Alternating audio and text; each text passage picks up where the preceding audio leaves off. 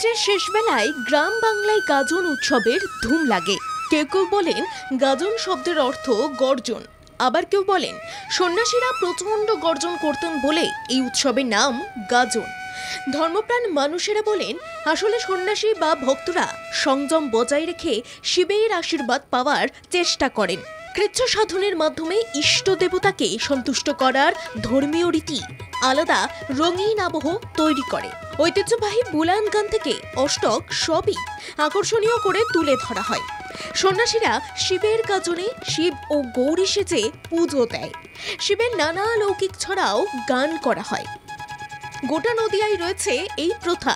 আর বৈষ্ণব তীর্থ শান্তিপুরের 16 নম্বর ওয়ার্ডের স্টিমার ঘাট এলাকায় চৈত্র মাসে শিবের নীল পুজো ও গাজন উৎসব এক গণ উন্মাদনা তৈরি করে।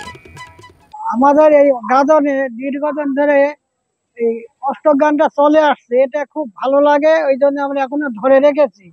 এই যে এতগুলো সন্ন্যাসী নিয়ে আমরা পূজা পার্বণ করছি, এটা খুব আমাদের আনন্দ হয়। যারা বুলান গান গাইতো তারা তো এখন এই যে নেই, কিছুটা আমরা পারি সেটা আমরা গাই। গাজন কমিটির সদস্যরা জানিয়েছে অষ্টক ও বুলান গান শুধু গান নয়, এটি এই এলাকার এক প্রাচীন সাংস্কৃতিক ঐতিহ্য। এই উৎসবের সময় ছোট ছোট ছেলেমেয়েরা শিব পার্বতী ও রাধাকৃষ্ণ সাজে। রাধাকৃষ্ণ সেজে আশেপাশের গ্রামগুলোতে অষ্টগান করে থাকে। বিভিন্ন বাড়িতে গিয়ে তাঁরা পরিবেশন করেন এই অষ্টক গান।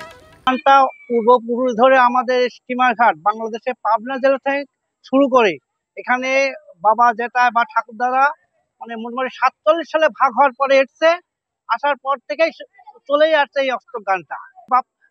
বয়স্ক হয়ে গেছে, এখন আমাদের পরের জেলা যারা আছে তারা এখন করছে, এই পর্যন্ত চলে আসছে। এই গান গাওয়ার সময় যে অর্থ সংগ্রহ হয় তা পুরোটাই খরচ হয় গাজন উৎসব ও শিব পুজোর আয়োজনের জন্য। উৎসবের প্রতিটি পর্বে স্থানীয় মানুষদের স্বতঃস্ফূর্ত অংশগ্রহণ থাকে নজর কাড়া। নদিয়া থেকে মাধব দেবনাথের রিপোর্ট, বাংলা জাগো।